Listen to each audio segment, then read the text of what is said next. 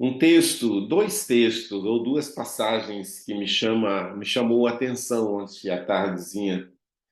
Uma delas é 2 Samuel, capítulo 21, o verso primeiro, né, em diante, que diz assim: durante o reinado de Davi, houve uma fome que durou 3 anos. Davi consultou o Senhor, que lhe disse: a fome veio por causa de Saul e de sua família sanguinária, por terem matado os gibeonitas.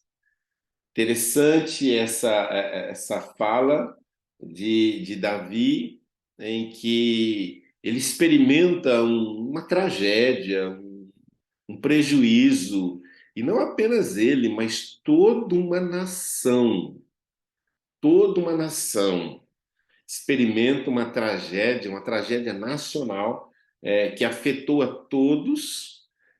3 anos de seca, 3 anos de fome.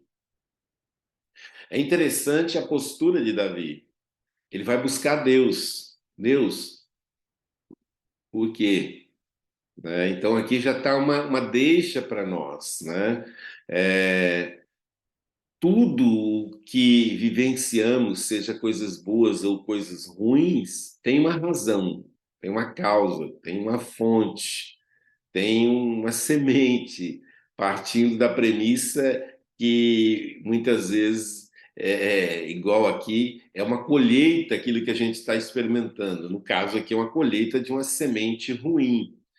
Agora, quando é que semearam isso? Existem alguns tipos de sementes que demora anos para germinar, florescer e frutificar e dar colheita. Aqui demorou muitos anos para que essa colheita pudesse manifestar. Por quê? Porque a semente, ela foi semeada, não foi por Davi, não foi pelos filhos de Davi, mas foi por um dos seus antecessores, que também não foi o rei Saul, mas foi uma atitude que Josué ele desenvolveu lá no passado, muitos anos antes de Davi, sem consultar a Deus.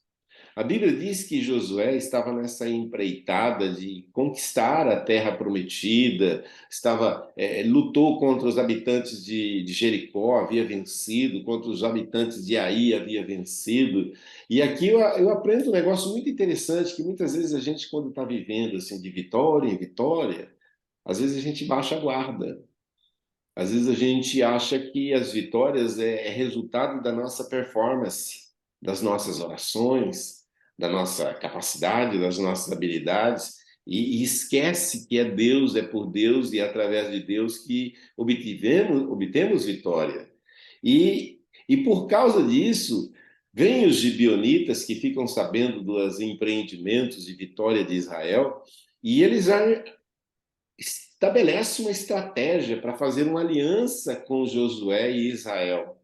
A Bíblia diz que eles procuram Josué, né, cheio de uma estratégia. Depois, o capítulo 9 de Josué fala a respeito disso. Né? E eles propõem uma aliança com os israelitas. E a Bíblia diz no livro de Josué, capítulo 9, verso 14, diz que os israelitas examinaram as provisões dos heveus, mas não consultaram o Senhor. Não buscaram direção do Senhor. Então Josué fez um acordo de paz com eles, garantindo-lhes poupar a vida, e os líderes da comunidade o ratificaram com juramento. Ou seja, não buscaram a Deus, fizeram uma aliança que não era para fazer, e aí vem a consequência. Sempre quando você estabelece uma aliança com alguém, independente se foi por interesse, foi por ignorância, ela vale. Ela vale no reino espiritual. Por isso que a aliança é algo muito sério, que a gente precisa buscar muito a Deus, esperar a resposta de Deus. Porque muitas vezes a gente fala, mas eu falei com Deus. Mas às vezes a gente fala com Deus, mas não ouve a resposta de Deus. Josué não buscou a Deus. Resultado, fizeram aliança com os gibeonitas. E eles tiveram que proteger os gibeonitas. Eles não podiam destruir os gibeonitas. Mas a Bíblia diz que Josué morre, isso depois de anos. Josué morre. E o primeiro rei é estabelecido, o rei Saul. E a Bíblia diz que por zelo, ou por religiosidade, ou seja, por qual razão for, é, Saul manda matar os gibeonitas. Resultado, tragédia, juízo, colheita. Aí em 2 Samuel 21 diz que veio fome durante 3 anos. Resumindo, a instrução que Davi recebe de Deus era que ele deveria pegar descendentes de Saul, ou seja, daquele rei que havia ordenado a matança dos gibeonitas, pegasse a descendência deles, alguns descendentes deles, e fossem mortos, fossem oferecidos em sacrifício. Meu Deus, quando eles fazem isso, a seca cessa, a chuva vem, e aí pode haver colheita novamente.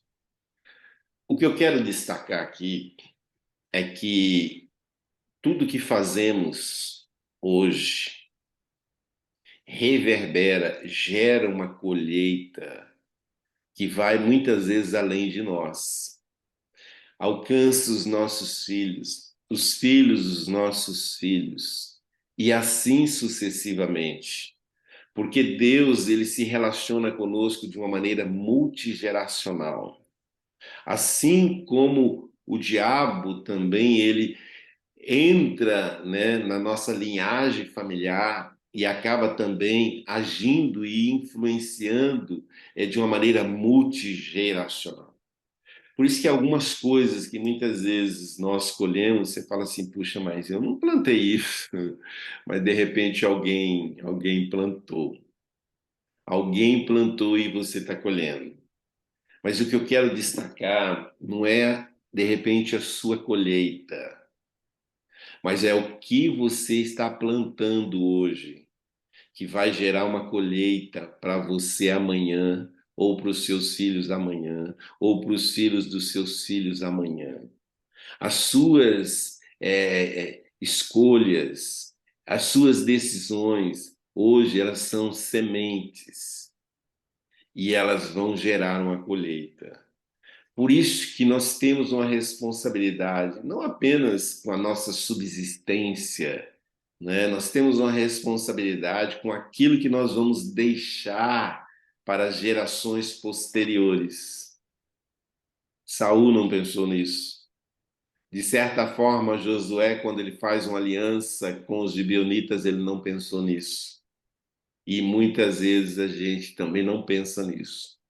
Por isso, não faça nada que vai gerar algo terrível, de repente, uma consequência terrível, sem consultar a Deus. Não faça nada, busque a Deus, Senhor, mesmo com as coisas mais simples. Aparentemente, o que Josué fez foi algo natural, dentro do empreendimento militar que ele estava desenvolvendo naquele momento da vida dele. Ele estava conquistando, ele estava lutando, ele estava na batalha. Só que ele vacilou. E muitas vezes a gente vacila, faz o que não deveria fazer, estabelece uma aliança com quem não deveria estabelecer, fala o que não deveria falar, e de repente isso traz consequências terríveis para as nossas vidas. Eu tenho certeza que essa palavra é para mim e é para você, né? Porque Deus, ele não nos deixa no escuro, mas ele nos avisa, ó, vigia, vigia, fica atento, porque o que você faz hoje reverbera a eternidade. Tudo, não turbe os vossos corações. De Deus não se zomba. tudo que o homem semear, certamente ele colherá, nessa vida ou na outra, na nossa vida ou na vida dos nossos descendentes. A gente olha aqui para essa história que eu contei e a gente observa isso de uma maneira muito clara. Por isso que eu disse, aquilo que a gente fez ontem reverbera na memória, na vida daqueles que estavam envolvidos e vai gerar uma colheita. Que Deus abençoe a vida de cada um de nós. Vamos orar. Pai, louvamos o teu nome, Senhor, pelo privilégio que o Senhor nos dá de poder nos reunir como igreja, como família, buscar a sua face e entender e aprender que tudo que fazemos tem uma consequência, tem uma colheita, seja boa ou seja ruim. Então nos ajude, Senhor, a semearmos sementes boas. Nos ajude, Senhor, a tomarmos decisões, a fazermos escolha, consultando o Senhor, buscando a direção do Senhor, que nesse dia e os demais dias, no restinho da nossa vida, que nós não venhamos vacilar, mas que venhamos estar sempre vigilantes, sempre quando tivermos que tomar decisões extremamente importantes com relação à nossa vida, que implica também a nossa linhagem familiar, que implica as nossas áreas de influência. Senhor, em nome de Jesus, eu não sei o que cada um dos teus filhos tem de decisão nesse dia ou por esses dias, mas Espírito Santo esteja a trazer a memória a cada um de nós que nós precisamos de buscar a sua orientação, a sua direção, para que nós não venhamos fazer bobagem, para que nós não venhamos comprometer o nosso futuro e as gerações posteriores. Seja com a tua igreja e abençoe. E de uma maneira bastante especial, Senhor, abençoe cada vida que está vivendo um momento tão complicado. Senhor, nós queremos fazer menção da Juliane, do Dudu, do Tiago, aquela família assim, que está vivendo uma situação de dor terrível. Queremos fazer menção da família do João Paulo, meu Deus, que também está vivendo situações semelhantes, tão difíceis e tantas outras. Queremos fazer menção também da família da Dani, do Gil, estão vivendo também momentos difíceis. Meu Deus, o Senhor é o nosso Deus, o Deus da provisão.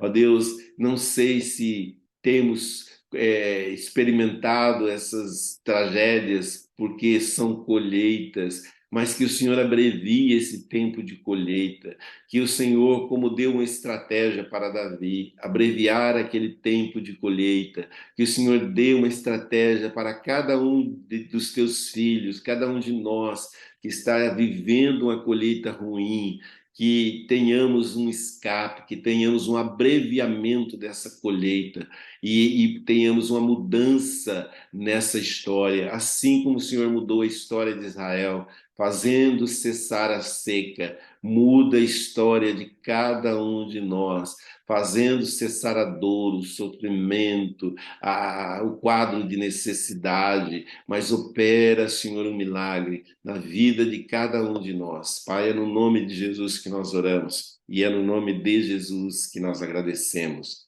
Amém, amém e graças a Deus. Deus abençoe grandemente a vida de vocês, mas há um coach que eu achei assim interessante, não sei se tem alguma coisa a ver, ou não sei se tem nada a ver, mas eu vejo que tem algumas coisas que a gente não combina, mas Deus ele tem propósito, ele combina, né? Diz assim, os parasitas, eles querem o que está em suas mãos. No caso ali eram os gibeonitas, né? Lá no passado, queriam o que Josué tinha, né? Mas os discípulos, ou seja, aqueles que realmente importa de termos na nossa vida, querem o que está no seu coração.